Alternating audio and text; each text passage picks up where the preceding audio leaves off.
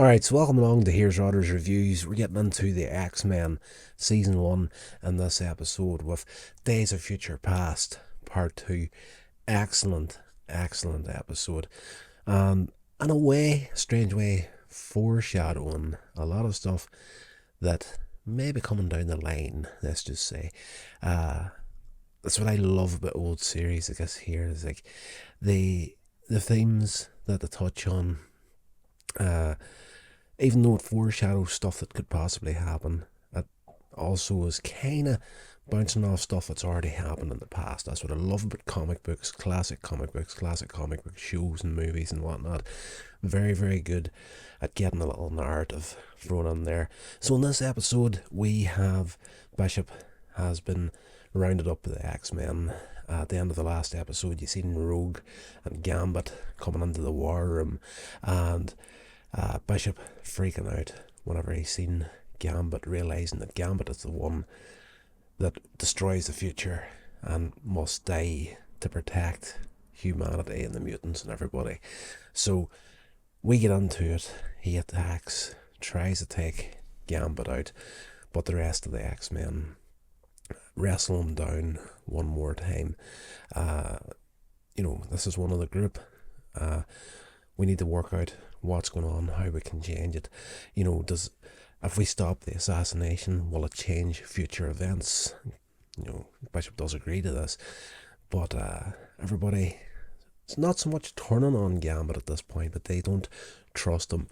Gambit, not fully trust him anyway, let's just say. There is a moment in the episode where he questions the trust the X-Men have in him, and they say they know Bishop only slightly more than they know Gambit. He's never been fully open with any of them, and even Rogue at this point in the episode is very much questioning who Gambit is, what his intentions are, and whatnot. But we get into a little bit of the future that Bishop knows, and he starts talking about future events in like flashback form. He's telling him what happens after there's a single death in Washington DC. Gambit is the assassin. The assassin, I don't know why I said assassin like assassin, but that is what it is. He remembers this view of the Capitol building. There's two long lines of people that are marching past this coffin covered in an American flag, somebody very important. He goes on to say people became afraid, demanded for revenge, and they were outside government buildings protesting and whatnot. A mutant control law was passed calling for an army of sentinels, so Master Mold is rebuilt, factories starting to fall out with sentinels being produced. The sentinels marched across the nation seeking out mutants to hunt them down like animals. And you've seen the movie, that's the movie Days of Future Past, that's sort of what you see, the future of that, people getting hunted down.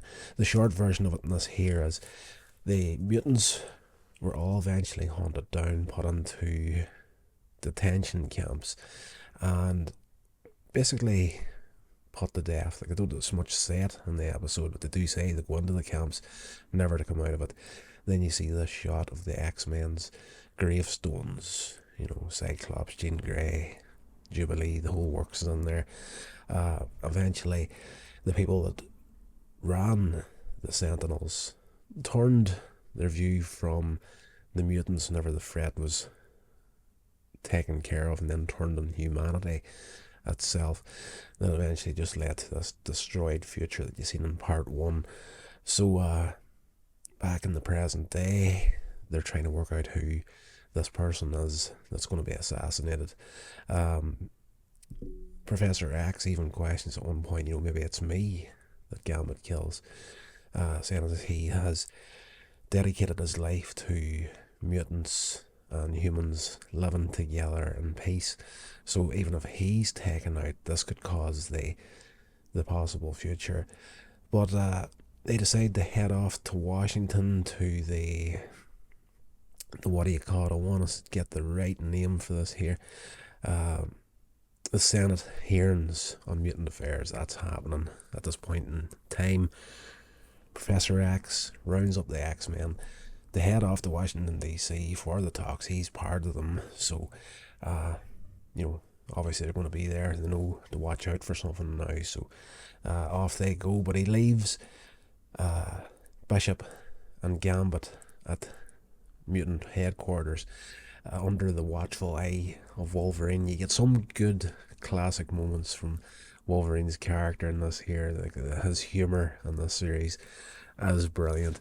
There's a whole fight sequence close to the end of the episode where they're saving people from this building falling down, and he manages to save this young girl from this kid. You know, at the end of it all, he's like, this kid's crying, do something about it, and hands it off to someone else.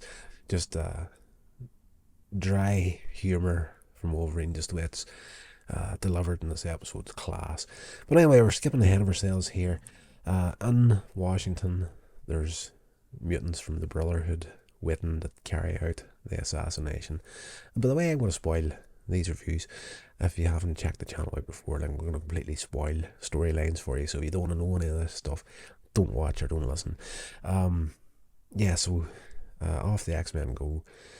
Gambit and Bishop are sniping at each other in the mansion, playing cards and whatnot. I think they kill a bit of time. And Wolverine's there, you know, threatening them. You know, step out of line, and whips out the adamantium claws, and he's like, the cards aren't going to be the only thing that gets cut. So, more humour from Wolverine.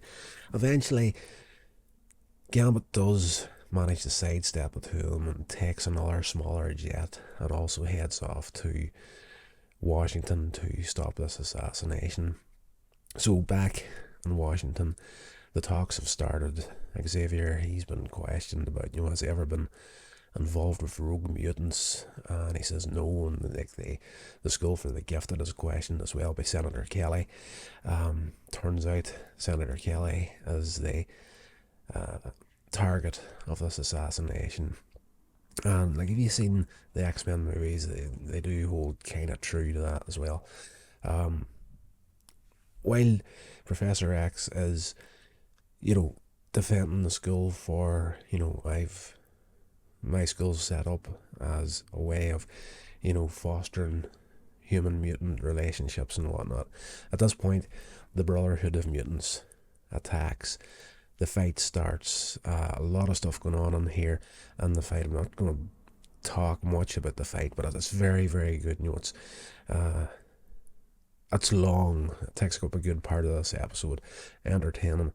There's a big guy in this called the Blob. I want to say big fat mutant, and like, you know, people are throwing punches at him, and like he's using his stomach to actually like pull their hand and whatnot. And he's just, I was sitting watching it there this morning, and I'm like, you know, it's not going to go down well if they to quote Deadpool and the new Deadpool and Wolverine movie, that's not going to go down well with the woke mob, you know. But this is the 90s, different time altogether. Like, people will be, you know, you can't body shame people, but this guy's using his fat as a weapon. Hilariously done. To cut a long story short, too late, you're saying. Gambit gets there, gets into the building to try and stop this assassination, not knowing who he's looking for, with Bishop hot in his tail. Rogue sees Bishop going into the government building, and she follows in while the rest of the X-Men are fighting outside. In the building, there's this woman that has taken Senator Kelly to safety, and when they get into this safe room that she has for him, he sees that the same woman is tied up on the floor, bound and gagged, and the one that brought him in reveals herself to be Mystique. Staying true to Days of Future Past, the movie storyline, Mystique being the assassin that they had to stop. That's the case in the episode as well here. So she then changes her form to Gambit, and says to Senator Kelly, "All we need now is a witness." And she takes the woman is bound and gagged. She also has a blindfold on, so she takes that off. This is the witness here. This is for all mutants and the X-Men. And just about to take the shot when the real Gambit shows up, and the fight starts between the two of them. I was going to say Gambit. Bishop then joins the fight, and like two of you, he's for the first time he's questioning what's going on here. Is Gambit actually the guilty party here, which we know he's not. But at this point, he's going to just take the two of them out for safety's sake. Turns his weapons to full, at which point Rogue comes in and rips his weapon from him. And then he's like, "What are you going to do?" And Rogue was like, "I'm going to send you back where you came from." So he has this wrist band on him that's like a temporal thing that holds him in this time frame. Once that's destroyed, he'll be sent back to the future. Yay! So Rogue destroys it. He gets sucked back in his own time, and Mystique reveals herself to Rogue, and then they have this moment together where Mystique wants Rogue to pay her back for her past kindness and get her out of the situation. She is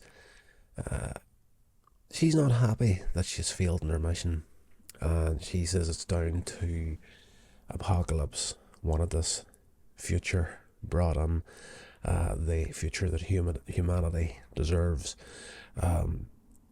Mystique has, of course, at this point, or Rogue at this point has rescued Mystique, taking her from the building, getting her to safety before she gets arrested or whatever. Then it's revealed that Mystique is Rogue's mother. Rogue's calling her Mama, and this was the past kindness that Mystique had shown towards Rogue was whenever I took you in. So Rogue considers Mystique her mother, but not her flesh mother. She adopted Rogue as a child, brought her up. So out of loyalty, Rogue feels that she has to help Mystique at the end of this episode. Nice little twist, one that I'd forgotten about. But it's been quite a few years since I actually watched the X-Men properly. Absolutely loving it. At the end of the episode, we see Bishop turning up on his own time again. In the last review, I did say there was a visual in this episode that has stuck with me through all the years, because it just watching an animated show like this here, like this is a comic book animated series, and if you're going to do this sort of stuff right, like everybody considers comic books and comic book stories kid stuff, but at the end of the day, they're very, very grown up.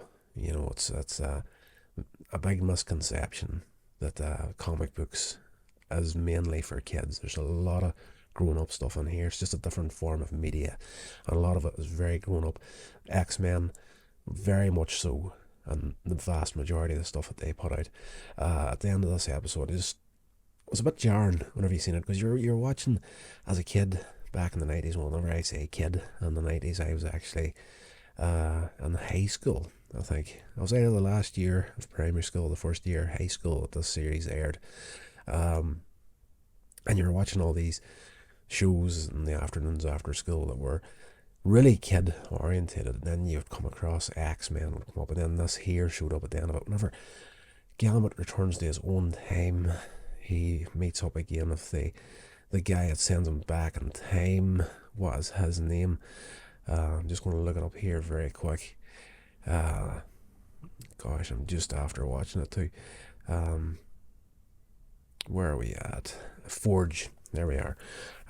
Forge says, "You can try this as many times as you need to. You can go back again. This wasn't your only chance." Bishop is not happy that he's failed. The future hasn't changed. Everything looks exactly the same as it was whenever he left. whatever they did, the assassination they stopped, didn't change the future. And as I say, Forge tells him you can go back as many times as you need to complete your mission. Once we get this time travel device working again, and as they head into the lab, there's this big glass case in the background, and there's the skeleton of Wolverine there with the claws out. Just felt very, very jarring the first time you seen it. As I say, whenever this episode came out, in between a whole load of like kid orientated stuff, so very, very grown up show, always has been. That's the key to the X-Men in animated form and the movies, is to keep it as grown up as possible. See, if you're going to go the childish route with it, I think you're going to fail. Anyway, they close out the episode back in present day with the X-Men. Jean Grey realises that there's something not right in the government building. They go to check on Senator Kelly. He's not there, but the room that he was in is completely destroyed. There's a hole in the wall. Cyclops is saying, there must have been more members to this mutant brotherhood group than we thought. And Professor X has that sinking feeling whenever he realises that his watch has stopped working, to which Cyclops questions, what's that got to do with anything? Professor X then drops it from the side of his wheelchair, and it sticks to the side of it. And he's like, because it's been magnetised. So you realise at the end of the episode, Magneto has stepped into the game and taken Kelly himself. So excellent episode. I am having such a good time with X-Men. So good. There's going to be, I'm going to be doing a lot of reviews on the channel here, but there's going to be a heck of a lot. I'm not going to lie, from this point on, I'll talk about it in more detail as we're going, but there's going to be a heck of a lot more X-Men related stuff on the channel here. So that's going to do it for this one, guys. I hope you enjoyed it. Until the next one, stay safe and get subscribed, all that good stuff. Share it along, hit the like button, you know the gear. So stay safe, and I'll talk to you in the next episode.